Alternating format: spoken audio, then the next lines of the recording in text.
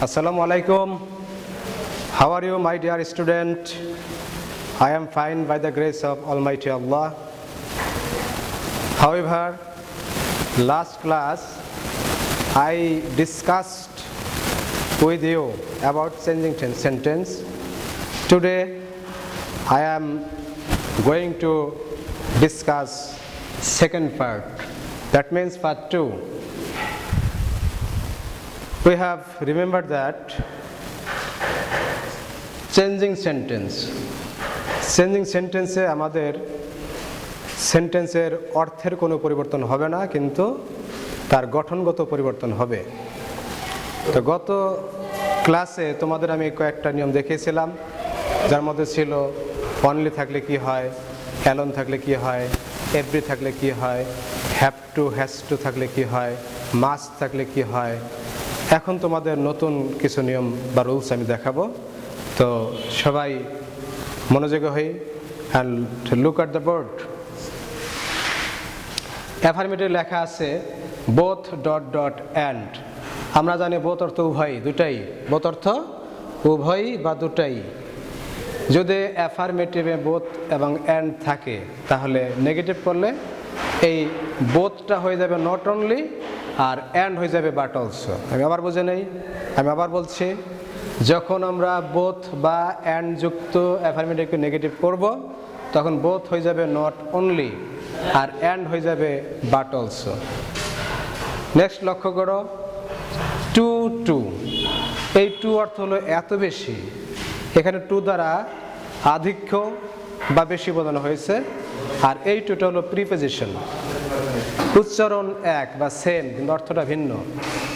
এই প্রথম টুটা হয়ে যাবে সো, আর পরের টুটা হয়ে যাবে দ্যাট। এর মাঝখানে যা থাকবে, এর মাঝখানে তাই থাকবে। এরপর অতিরিক্ত আমাদের একটা সাবজেক্ট দিতে হবে। প্রথমে একটা সাবজেক্ট থাকবে, দ্বিতীয় আর একটা সাবজেক্ট লাগবে, এটা বানাই দিতে হবে। প্রথম আমরা এই যে অ্যাফার্মেটিভ সাবজেক্ট থাকে, ওই সাবজেক্ট অনুসারে যদি আমাদের এখানে সাবজেক্টটা হয় পুরুষ, তাহলে সেকেন্ড সাবজেক্ট হি অথবা হি হবে। যদি এখানে হয় মহিলা অর্থাৎ সি থাকে, বা কোনো মেয়ের নাম থাকে, তাহলে এই জায়গায় সেকেন্ড সাবজেক্ট হবে সি। আবার ক্যান নট, কুড নট, এটা নির্ভর করবে টেন্সের উপরে। যদি এই অংশটা প্রেজেন্ট টেন্স হয়, তাহলে এখানে ক্যান নট হবে, আর যদি এই অংশটা পাস্ট টেন্স হয়, তাহলে এখানে কুড নট হবে। এরপর লক্ষ্য করে অ্যাজ সুন অ্যাজ যদি থাকে, এটা হয়ে যাবে no sooner. Had subject V3। আমরা জানি হ্যাডের পরে ভার্বের পাস্ট পার্টিসিপল, V3 মানে হলো ভার্বের পাস্ট পার্টিসিপল বসে, এরপরে এক্সটেনশন বা বাকি অংশ। এরপর লক্ষ্য করে ভেরি। এই ভেরি নিয়ম আমরা অনেকেই জানি না। ভেরি যদি থাকে, তাহলে সেটা হয় অ্যাট অল, মোটেও অথবা আদৌ।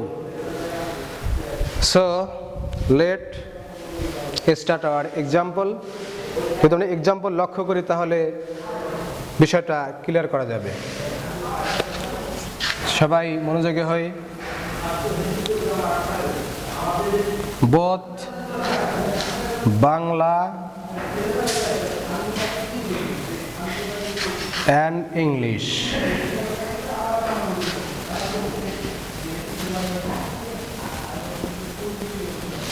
both Bangla and English are my favorite subject.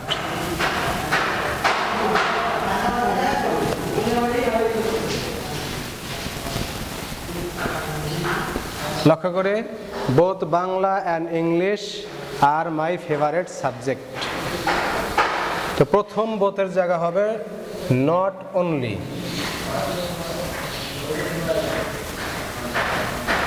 Not only Bangla.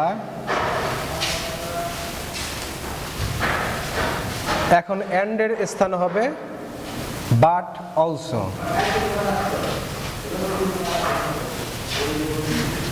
English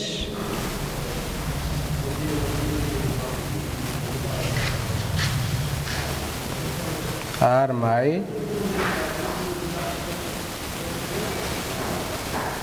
favorite subject.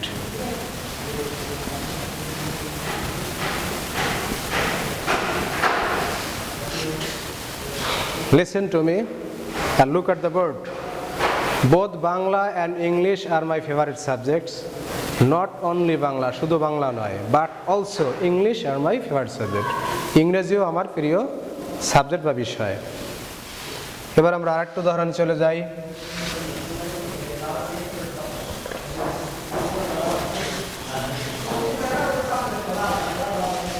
ভালো করে রুলসগুলো খেয়াল করতে থাকো।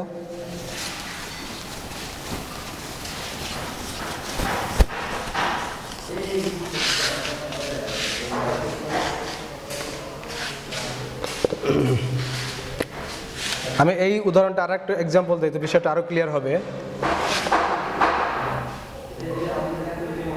Mister Mamun is both a doctor and a teacher. আমি আরেকটা এক্সাম্পল দিতেছি বোথের। Mister Mamun is both a doctor and a teacher. Mister Mamun একজন ডাক্তার এবং একজন টিচার উভয়ই। অ্যাট এ টাইম তার দুইটা পেশা আছে। তাহলে লক্ষ্য করি এবং দেখি, মিস্টার মামুন ইজ, বোথের জায়গায় কি দিতে হবে?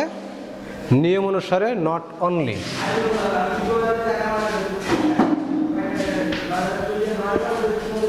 Not only a teacher, doctor. Mr. Mamun is not only a doctor, but also a teacher. Mr. Mamun শুধু একজন ডাক্তারই নন, তিনি একজন টিচারও বটে।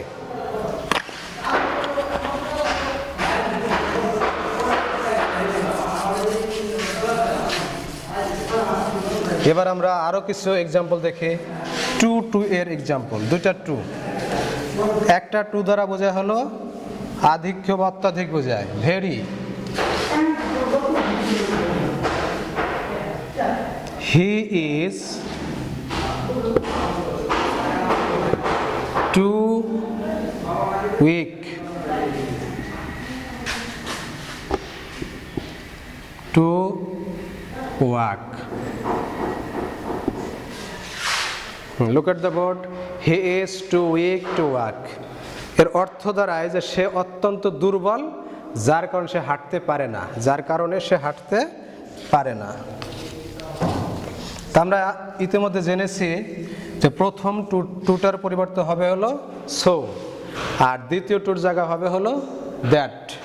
তাহলে হি ইজ আমরা লিখলাম, হি ইজ টু, এই টুর জায়গায় কি করতে হবে?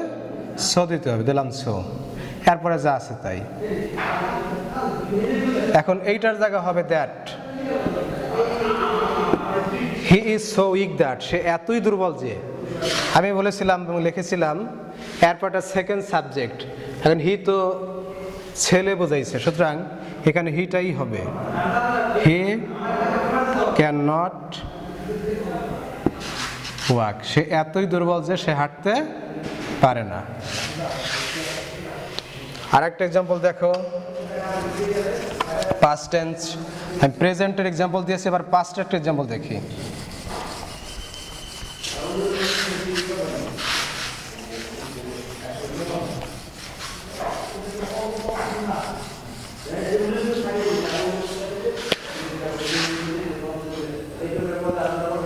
মিজান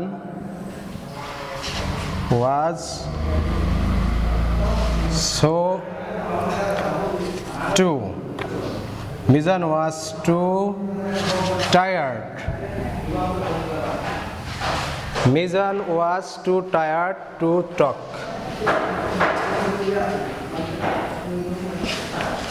Mizan was, লক্ষ্য করো, Mizan was too tired to talk. Mizan এতটাই ক্লান্ত ছিল যে কথা বলতে পারলো না বা পেরেছিল না। তাহলে এইটাকে যদি নেগেটিভ করি, মিজান লিখলাম, ওয়াজ লিখলাম, টুটা হয়ে যাবে সো, টায়ার্ড, টায়ার্ডই থাকবে। মিজান ওয়াজ টু সো টায়ার্ড, এই টুর স্থান হবে দ্যাট। এবার সেকেন্ড সাবজেক্ট, তা মিজানটা হলো পুরুষ, সুতরাং এখানে হি দিতে হবে, সি দেওয়া যাবে না। এবার এখানে ওয়াজ ছিল, ওয়াজটা হলো পাস্ট, আগে ছিল ইজটা প্রেজেন্ট ছিল, এই যে আমরা ক্যান নট ইউজ করছি। ওয়াজটা হলো পাস্ট, এই জন্য ক্যানের পাস্ট করতে হবে। ক্যানের পাস্ট হলো কি? কুড। He could not.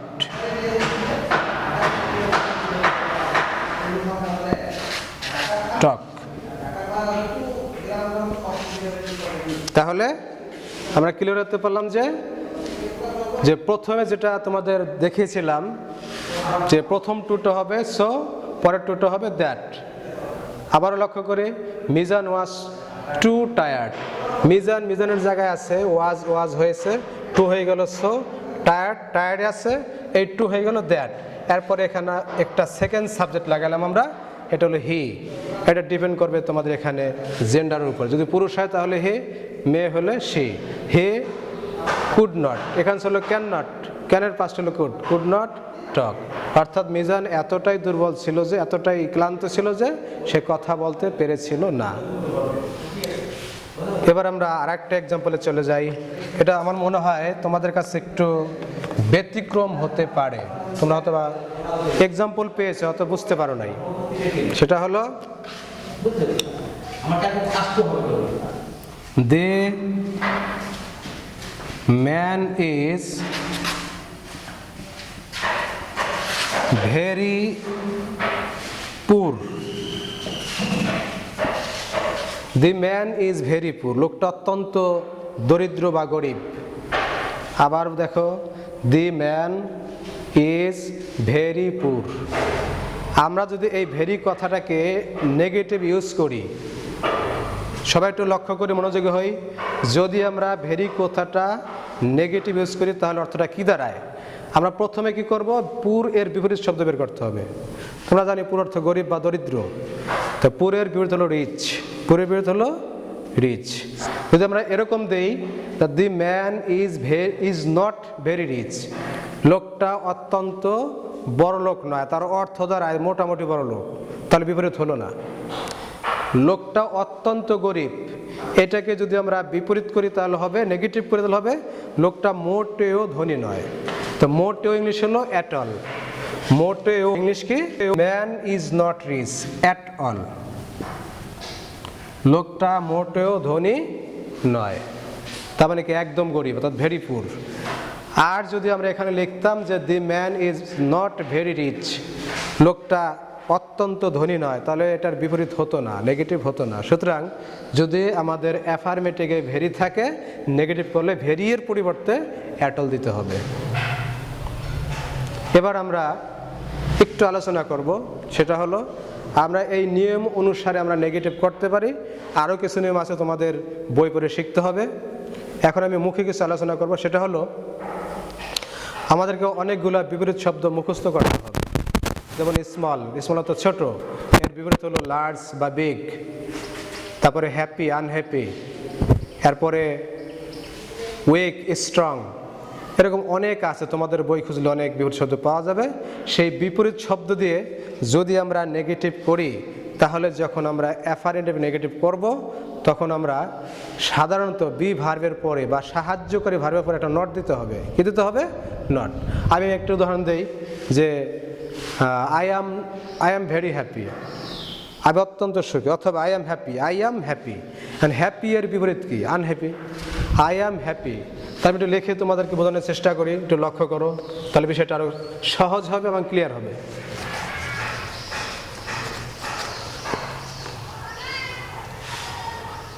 তোমাদের মনোযোগ আশা করছে, সবাই মনোযোগী থাকবে, সবাই লক্ষ্য করবে, সবাই আন্তরিক হবে। তাহলে দেখো, আই অ্যাম হ্যাপি, আমি হই সুখী। এখানে তোমার এই সেন্টেন্সটার মধ্যে কোনো এভরি নাই, নট অনলি নাই, কিছুই নাই। সুতরাং এইটাকে যদি আমি করতে পারি, নেগেটিভ করতে হয়, তাহলে হ্যাপি কথাটার এই ওয়ার্ডটাকে এর অপোজিট মিনিং অর্থাৎ বিপরীত শব্দটা আনতে হবে। তা আমরা সবাই জানি হ্যাপি এর বিপরীত হলো আনহ্যাপি অথবা স্যাড, আনহ্যাপি অথবা স্যাড। তাহলে আই দিলাম, এম দিলাম, এখন দিতে হবে নট, আই এম নট। তাহলে আই অ্যাম নট আনহ্যাপি, আমি অসুখী নই, তার মানে হলো আমি সুখী। যদি বলি দি ম্যান ইজ রিচ, লোকটা ধনী, এই রিচের বিপরীত আনতে হবে, রিচের বিপরীত হলো পুর।